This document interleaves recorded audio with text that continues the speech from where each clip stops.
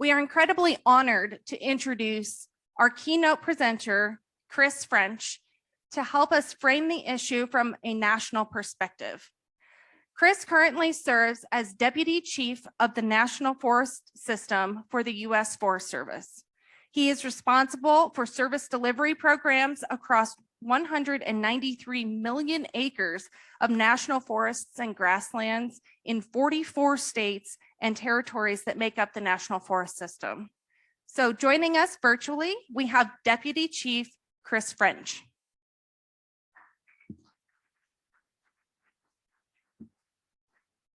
Okay.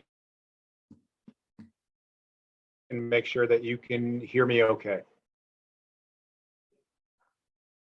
We can hear you. Great. Well, what a pleasure it is to be with you all today, and I wish that I was there in person.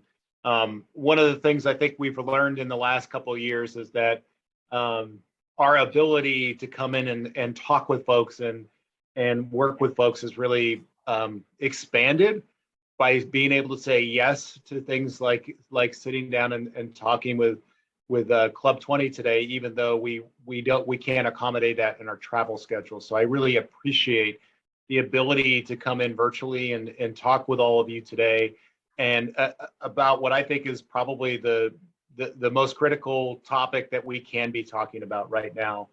You know, when we think about as an agency the role that National Forest System lands have in delivering water across the West, 29% of the United States are covered by forests, and 53% of all of the municipal freshwater drinking water is originating from those forests. And the ability to think about this intermix of public and private forest management in terms of our broader water sources, our watersheds, and our source protection of those watersheds is absolutely critical as we move forward. Just from National Forest System lands, 14% of the nation's water supply is directly coming from National Forest System lands.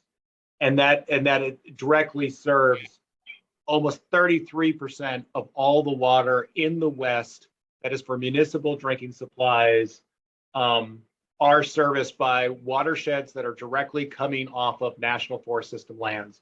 This is more than 3,400 individual municipal water systems that serve almost 900 cities and almost 60 million people. So the breadth of, when I think about the role that we have in stewarding those national forests and that direct impact to communities that depend on a basic necessity of water, the value with that far outstrips almost any other use that you see coming from national forests. And then when you think about it in other terms, in terms of the amount of agriculture that is supported by waters that are coming off of our forested lands and our National Forest System lands, and the way that becomes, those lands become the breadbaskets of the country, and the way that we're supporting agriculture across the United States, the importance of the waters not just serving those communities that are part of our forest communities, and looking at those water supplies throughout the West, but suddenly it becomes a national resource of value that, whether you're in Arkansas or Texas or Maine or California, you are dependent upon the work that we do to protect those source water areas in our watersheds across our entire forested systems. You know, many years ago, I was involved with work with actually New York City, where if you think about the New York City watersheds and the water that's supplied to that huge municipality, they have one of the largest unfiltered water source programs in the entire world. And they do this through this series of reservoirs they have through the upper portions of New York State. And what they started to realize is that they were getting sedimentation and flow changes and problems in that watershed. And the threats in the east are different than the threats in the west. And so they brought us in to do broad forest inventories to look at what was happening. Why was this occurring? Why was some of the chemical composition of their water changing?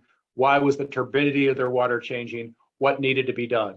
And collectively, the Forest Service, working with the city, looked at all the forested areas in and around those watersheds and understood the problem, understood the threats of what was starting to occur, of type composition, insect and disease issues, and came up with long-term management plans of how to protect that water source. And they were willing to invest to make that happen. The threats in the West and the threats in the western slopes of Colorado are as acute, but I would say much more dramatic that we're seeing right now. And so our agency, if you talk to any of us in our agency right now, we're gonna start with our highest priority, which is to address the wildfire crisis that all of us have been experiencing across the West, that are with our communities that are interlaced in a part of these forested systems, whether they're national forest systems, public forest, or private forest systems. Everyone is experiencing the increase in catastrophic nature of wildfires that are occurring throughout the West. You know, when we look at the effects of climate right now, whether it is wide-scale drought that we're seeing throughout the West that are stressing our water systems, or whether it is hotter and longer fire seasons, that combined with excluding fire from a number of from most of our systems, where fire naturally thinned out these systems, and not doing the extent of thinning in our forests that fire would have done in the past. We're in this situation that our fires are burning at levels, at scopes, and at impacts that we've just never seen before. And that's the crisis that we're in right now.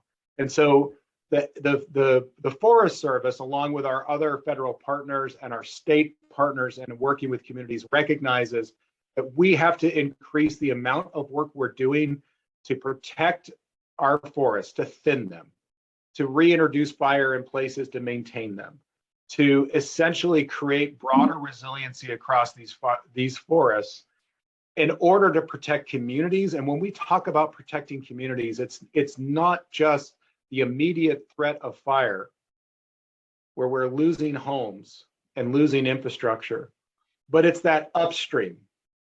It's that immediate threat to water sources. When we have a fire move through, like what we saw, let's say in the Plumas National Forest, where in 2 years, almost 1 million acres of forests are gone. It's just moonscape and just standing black trees everywhere. The effects to that watershed are overwhelming.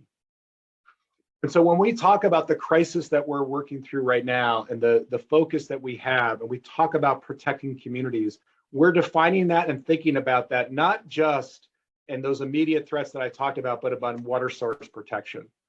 And so Congress this year passed the bipartisan infrastructure deal.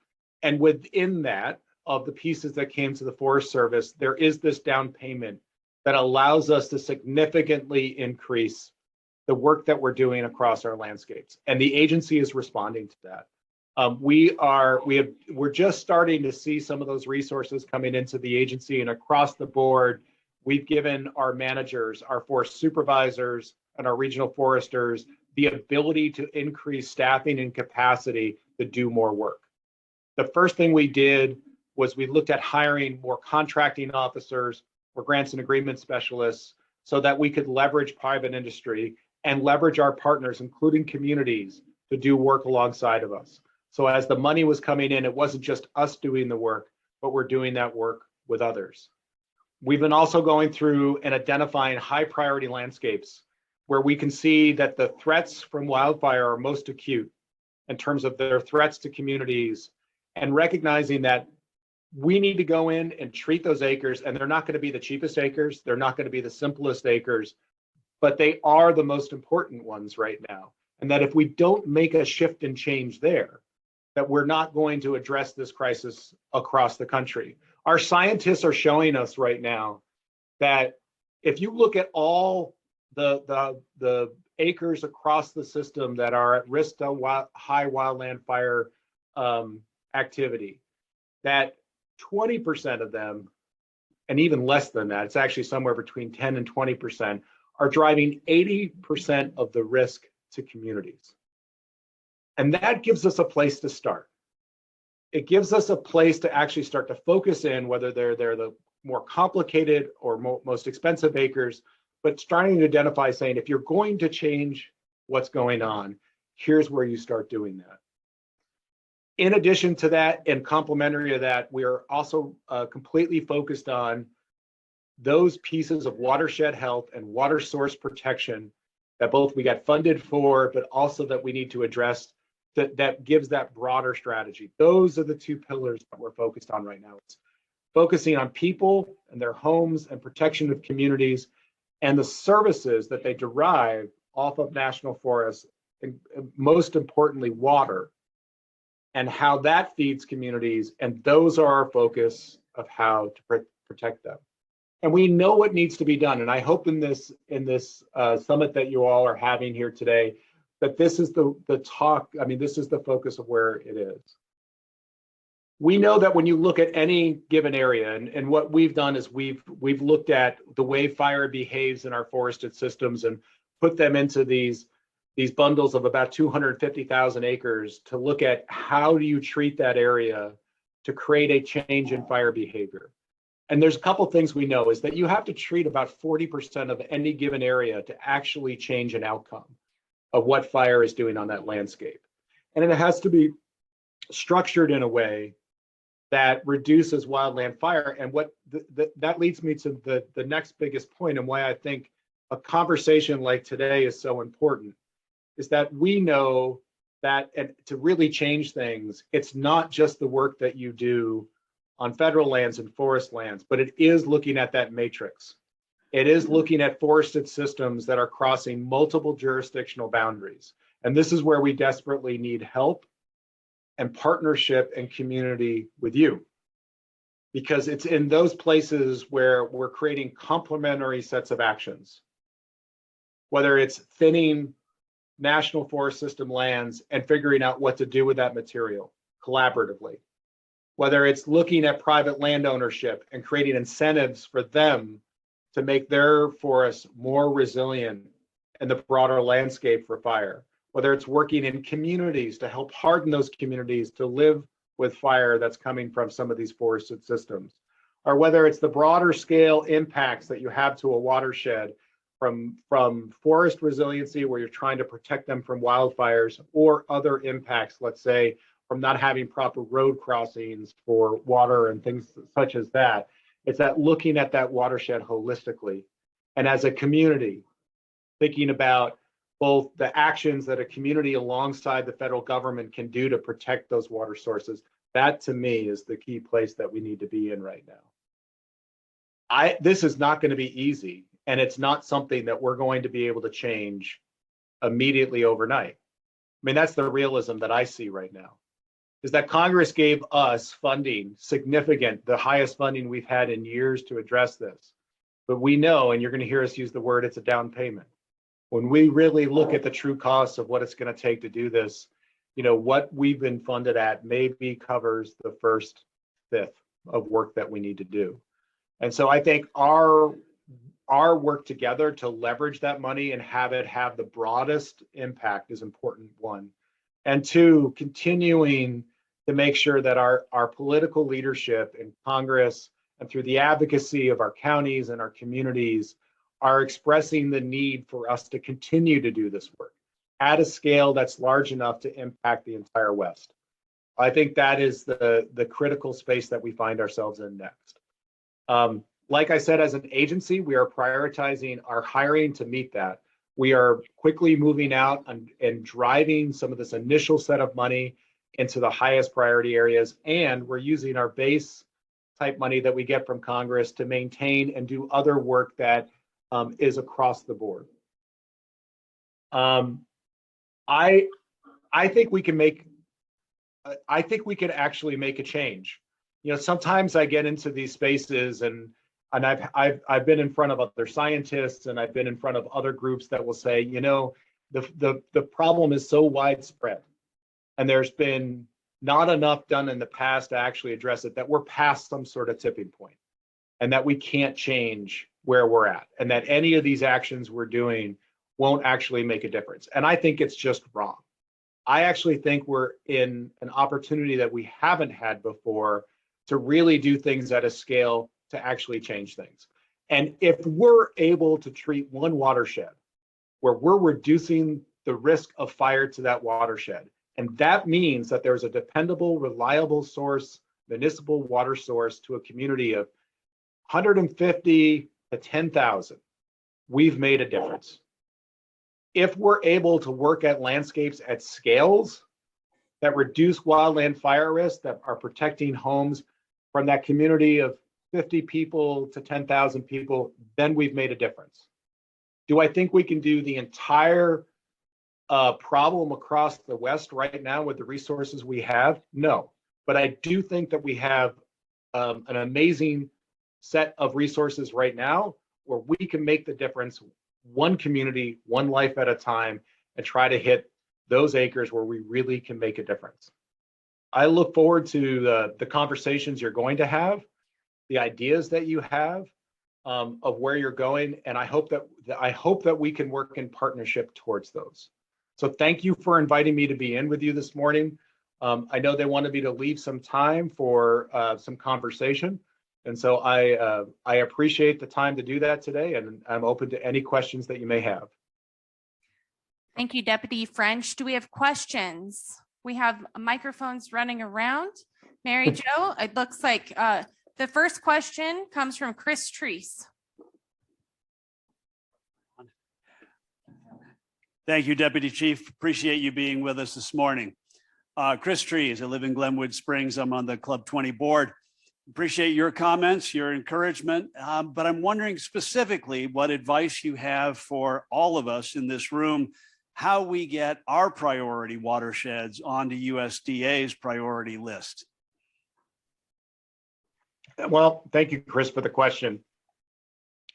So basically what I would say is, excuse me, I just ate a little something in between that. I got caught in my throat, so my apologies.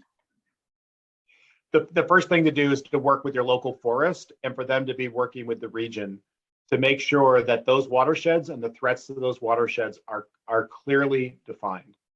I know everybody right now is waiting for, is my area going to be funded? One of the things that I would tell you that came in this bipartisan infrastructure package is that we didn't just get money for wildland fuel reduction. We also got money for a lot of broader restoration needs as well.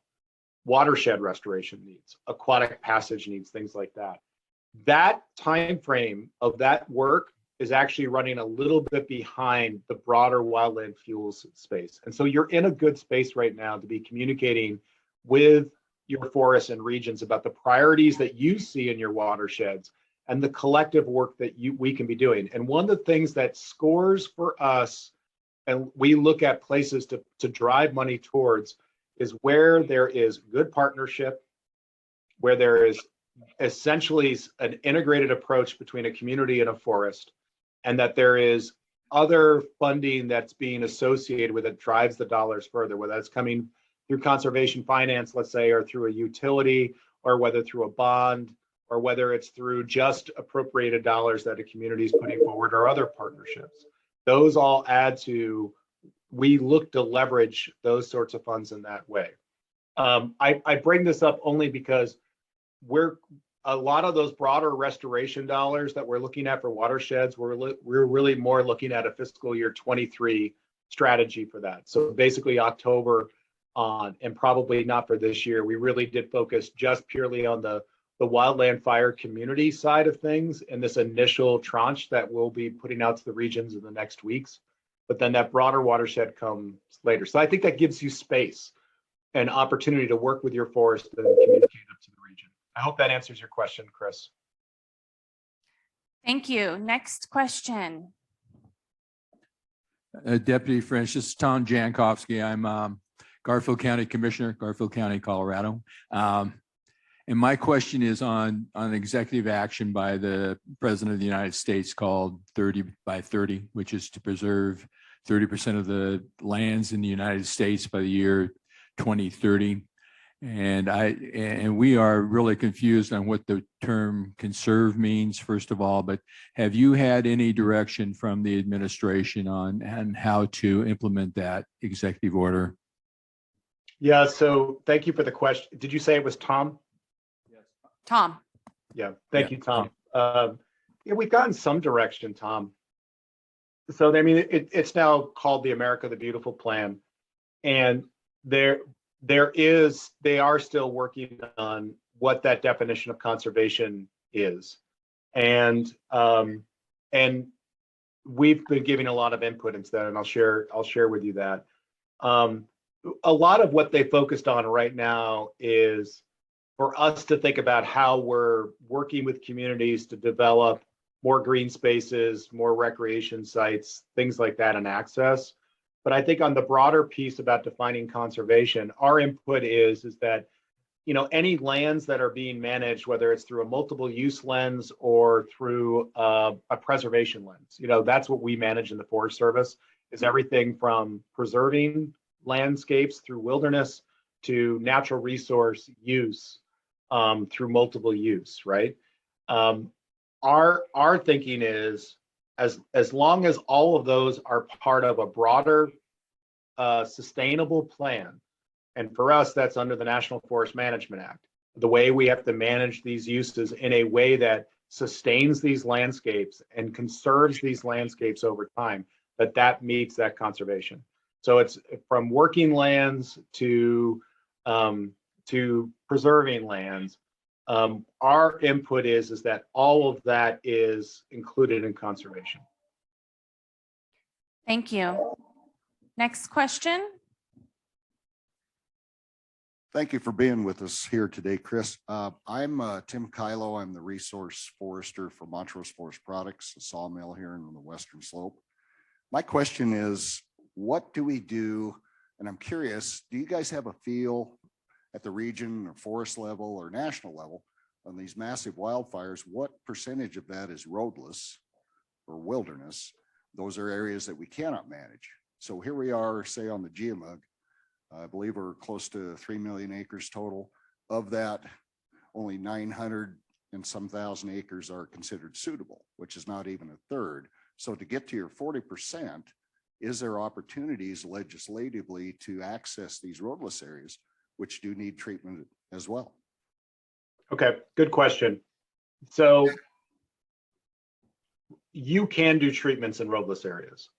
What you cannot do is use commercial timber rotations to access them. It prohibits the use of commercial timber operations in roadless. That does not mean that you cannot go in and do work in those areas that are reducing fuel loads. And actually, we have some really large projects, like in the state of Utah right now, that are completely in roadless areas that are doing mastication work. They're doing prescribed burning work, and they're doing some utilization out of those, but just not through a commercial mindset. I think that's the biggest thing. And I recognize you're in the forest products industry, so that is not something that you can access in that same way. And as an agency, we're paying for that work to be done through partners or through through direct service agreements, things like that. But to say that you cannot do anything in roadless areas is actually not correct. There's actually a lot we can do, but we have to do it differently. Even in wilderness, we do have the ability to use fire in wilderness. But generally, I agree with what you're saying. And one of the things I want to also point out here is that you use the word suited landscapes. About 20% of our landscapes are suited. Well, if you think about what suited means in terms of a forest plan, it means it's suitable for commercial timber rotation. That's different than using commercial timber harvest towards an outcome to reduce fuel loading or broader forest restoration. And I know that seems like a fine distinction, but the reality is that you can rotate timber on those suited lands in a commercial rotation. But that doesn't stop you from harvesting in non-suited lands if your forest plan allows it for other purposes and still have commercial products that are coming out of that. Your silvicultural prescription and your management is different because it's not in a commercial rotation. So I know you understand that, and that might be a little bit in the weeds for other folks. Your point being, though, and I think this is the bigger point, is that do we need to look at the broader set of management guidelines and restrictions that we have across our forests and revisit them in the mindset of today's current conditions? And do they actually meet the needs for what you can do in those areas to address wildland fire and other crises that we're experiencing today? And the reality is, and the answer is that most of our forest plans do need to be revisited and relooked for the very purposes you're talked about. They were written 20 years ago, sometimes longer. They haven't been updated, and the current conditions have changed dramatically since that time. And we are nationally standing up a new implementation model of how to start bringing those plans up to speed in a different way than we have in the past and get them revised, because I do think it's absolutely critical. Thank you. We have time for one more question.